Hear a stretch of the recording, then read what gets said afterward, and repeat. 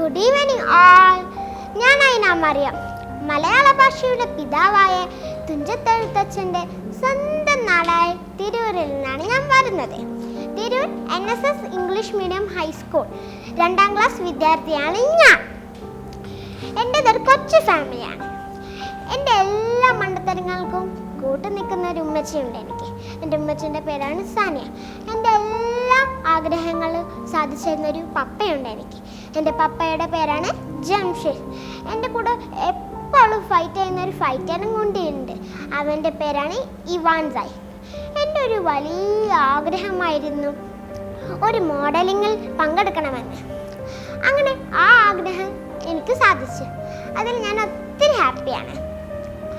നമ്മൾ മനസ്സിൽ ഒരാഗ്രഹം സാധിക്കില്ല എന്ന് വെച്ച് അത് നടക്കില്ല എന്ന് വെച്ച് മാറ്റിവെക്കരുത്.